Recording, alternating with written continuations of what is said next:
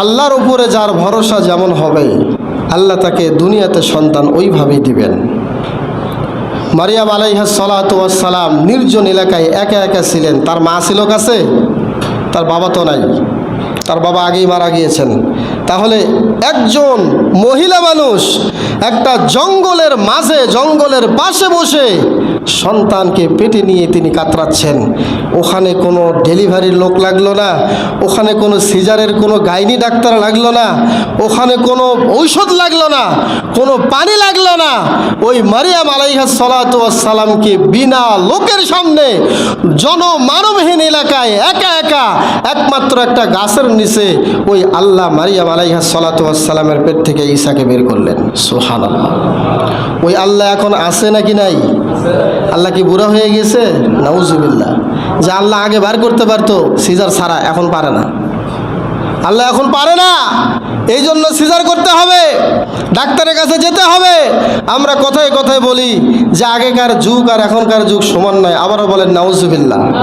এই কথা বলার সাথে সাথে সে ইসলাম থেকে খারিজ হয়ে যাবে।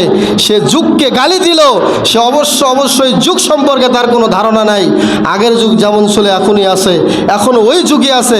মানুষের আচার, মানুষের আকীদা, মানুষের বিশ্বাস পাল্টে গেছে।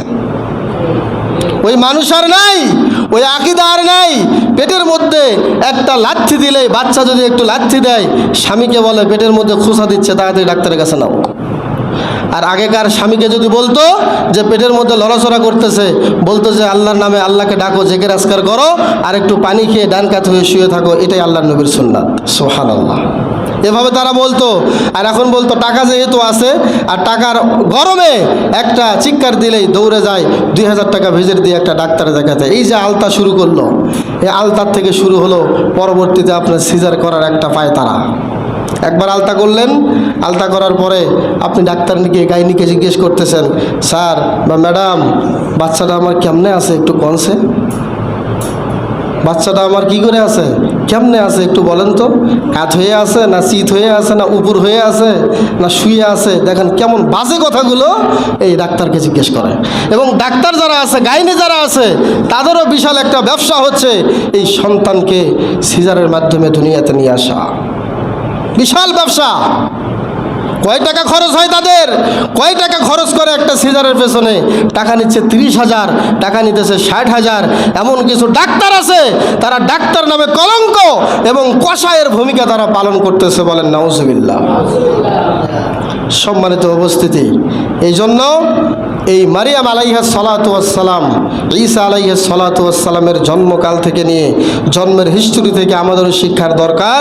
আল্লাহর উপরে ভরসা করে থাকলে মনে রাখতে হবে আল্লাহ আমার পেটে সন্তান দিয়েছেন, ওই আল্লাহই সন্তান বের কেমনে করবেন এটা আল্লাহর দায়িত্ব। সন্তান কি শুকনাতে পড়ছে না পেটের মধ্যে পানিতে আছে, এই দায়িত্ব আল্লাহ আপনাকে দেয় নাই। আল্লাহ আমাদেরকে এসব দায়িত্ব দেন নাই। আল্লাহ বলছেন আমি মানুষকে সৃষ্টি করি, আমি সন্তানকে সৃষ্টি করি মায়ের ভূগর্ভে। আমি কখন কি করি, কখন তার কাছে ফেরেশতা পাঠাই, কখন তার কাছে রুজির ব্যবস্থা করি, কিভাবে তাকে দুনিয়াতে নিয়ে আসার দায়িত্ব আমি আল্লাহর। এইরকম আলগা মাতবরি করার দায়িত্ব আমি তোমাদেরকে দেই নাই। এগুলো আলগা মাতবরি, এগুলো অতিরিক্ত মাতাব্বরি, দেওয়ানগিরি। যে সন্তানটা একটু দেখি, সন্তানটার হাত পা হয়েছে কিনা, সন্তানটা পানির মধ্যে আছে কিনা, এগুলো হচ্ছে আলগা মাতবরি, আলগা অতিরিক্ত কাজ। এগুলো আল্লাহ পছন্দ করেন না। অতএব এখান থেকে সর্বশেষ যে শিক্ষাটা আমি বললাম সেটা হলো, কোনো সন্তানের জন্ম দেওয়ার জন্য কেউ গাইনি ডাক্তার খুঁজবেন না। আল্লাহ সন্তান দিয়েছেন, আল্লাহ যদি আপনাকে সন্তানের উসিলায় নিয়েও যান, তাহলে মনে রাখবেন গর্ভপাত অবস্থায় কোনো মা মারা গেলে বিনা হিসাবে আল্লাহ তাকে শহীদের মর্যাদা দিবেন, তাকে জান্নাত দিয়ে দিবেন। সুবহানাল্লাহ। তাহলে আপনার মরলেও লাভ। আপনি কেন এরকম একটা পাপ কাজে যাবেন? এবং এই সিজার করার পরে 2 দিন পরে কোমর ব্যথা, 3 দিন পরে ঘাড় ব্যথা, 4 দিন পরে আবার এই বুক ব্যথা, ব্যথার পরে ব্যথা ওঠে। এই সিজার এমন একটা খারাপ জিনিস। সম্মানিত উপস্থিতি, আমরা সবাই জানি সন্তান দুনিয়াতে আবির্ভূত হওয়ার পরে একজন মায়ের সর্বোচ্চ 40 দিন পর্যন্ত রক্ত প্রবাহিত হয়, হয় না? এটাকে আরবিতে বলা হয় নেফাস, যেটা আমরা হাদিসে পড়েছি।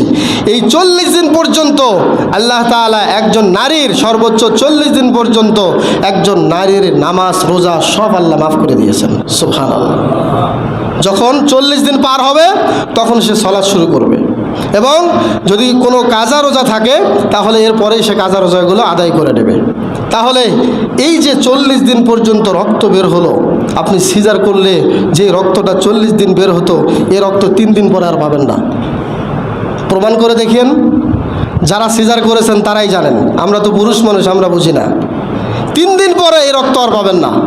কারণ আল্লাহর যে পদ্ধতি ছিল, আল্লাহর যে নিয়ম ছিল, আল্লাহ যেভাবে রক্তটা বের করতেন ওইভাবে রক্ত কিন্তু সিজার করলে বের হয় না, কোশ্চিনকালও সম্ভব নয়। আল্লাহর যে ধারা ছিল, আল্লাহ যেভাবে যে রাস্তা ক্লিয়ার করেছেন, ওই রাস্তা দিয়ে ওই রক্ত না আসলে কোশ্চিনকালেও ওই রক্তগুলো বের হয় না। তখনই যখন এই বদ রক্তগুলো ভেতরে থেকে যায়, তখনই গিয়ে দেখেন পেট ব্যথা, তখনই গিয়ে মাথা ব্যথা, তখনই গিয়ে ঘাড় ব্যথা, তখনই গিয়ে কোমর ব্যথা, ব্যথায় জরাজন্ন হয়ে এই মার হায়াত যদি থাকতো 80 বছর, তাহলে মনে করেন 10 বছর এখান থেকে মাইনাস, 10 বছর আগেই দুনিয়া থেকে বিদায়। আল্লাহ